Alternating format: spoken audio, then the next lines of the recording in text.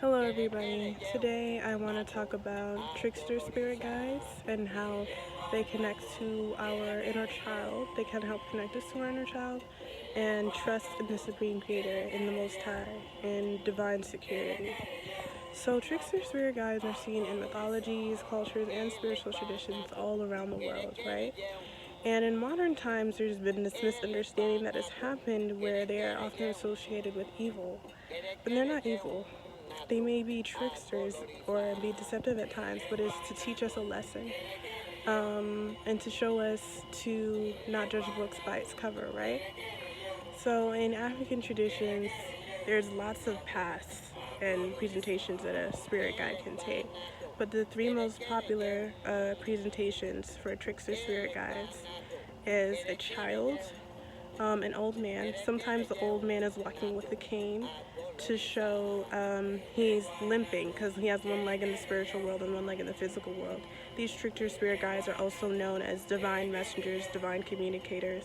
You can also see this in astrology with Mercury. In the mythology of Mercury, he was also dealing with communication. So there's that, walking with the cane. And then there's also sometimes the old man is a homeless man too, sometimes, to teach us not to judge a book by its cover. And that we can gain wisdom from anyone and anything in any situation. Humility. And then the third way is like a middle-aged man who likes to party and like joke around and have fun a lot. In this video, I'm going to talk about the childlike form, which has been coming to me a lot lately. And in my work that I do, my healing circles, workshops, all those things, very serious, intense topics come up. And it requires a level of seriousness to conduct. And I've always been a serious person. Even as a kid, sometimes I would be really serious watching SpongeBob and Ed, Ed, and Eddie, and I didn't like watching those shows. So I was like, this show doesn't make sense. How can you have, a fire underwater or stuff like that? I was so serious about stuff. But there were also some times where I was carefree, jumping rope with my friends. But I'm trying to tap more into that energy now because the work that I do requires so much seriousness, and we have to have a balance of our healing journey of playfulness, of lightheartedness. That's part of the healing work too that we have to do. I'm in a fellowship by a group called Harriet's Apothecary. They're made up of black women, indigenous women, and also some queer women as well, queer femmes as well, who do disability justice, queer justice, and also racial healing justice, and do spiritual work as well. And in our orientation, we had to pick cards from the Black Angel deck. And I got the Joker, and I was like, this is not me, like, what? And sometimes we pick cards or get energies that we have to learn to embody more. So I just wanted to share this message that I got from childlike spirit guide Elegua. When you're a kid, you trust in that things are going to be okay. You're not worried about all the things that adults are worried about. And you can have fun. You're free from care. You're carefree. And so I looked up the word secure and security to see what does that really mean when we break it down. And that's what they have here. They said free from care comes from Latin securus, tranquil, reckless, free from danger. It's two words together, so se, which means free from, and then cura, which means care. But it's also related to the word secret. So I click the word secret, and it says set apart, withdrawn, concealed, private, free from. So we see those terms again. And a lot of times we think about security and protection out of a fear-based mindset, but it's really an abundance-based mindset. If you have a fence, around your house, someone might use the terminology that you're gonna be free from, people coming from the other side, or maybe animals coming into the compound. They're not gonna come because there's a fence there, because you're free from them. That term, free.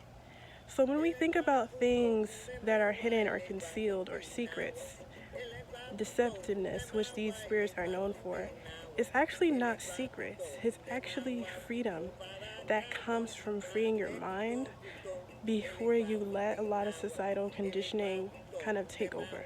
Before you came an adult and had to worry about so many serious things. When you become an adult and you have to worry about all those things, sometimes it can cut you off from that divine trust that you have as a child that everything is going to be okay. And we do have to take care of our responsibilities. We do have to take care of those practical, rational things as an adult. But we also need to know that when after we've done all those things and things are still looking like there needs more support, you have to let divine support step in. And instead of worrying and stressing over it, taking time to tap into our inner child that plays without care and knows that everything is going to be okay and everything is going to be taken care of. Even in the tarot, this trickster energy is seen like in the Fool card, and it's a picture. It's literally called the Fool, and it's a picture of somebody about to just having fun, but about to jump off a cliff. You're like, who in their right mind would jump off a cliff? But the symbology and the metaphor there is that even though you can't see what's about to happen and you're taking like this risk, you're doing so with such joy because you're so free and you're not worried about anything because you're so tapped into the support in the Most High and the Supreme Creator that you don't have to worry about all of that. And anything that looks deceptive or looks hidden is actually just a challenge for you to see with your child's eye and see with your third eye. Even in the Bible, they say that you can't get into heaven unless you have the pure heart of a child, right? That's uninhibited, that's imaginative, that is expansive, and that's able to see beyond limitations and trust. So I just wanted to put that out there with healing work. There's balance. And try and think back to a time before a lot of the conditioning about adulting set in. And take time to laugh, to have fun, to play. Those things actually charge us up so that we can do our practical adult things better and with more energy and more quality because there's less stress, right? So take time to reflect on when you were a kid and do something just for fun. That's healing work too. It's not all journaling, all these intense wounds and all this stuff. This is also a part of that work. So anyway, I hope this message helped, and I'll see you guys in another video.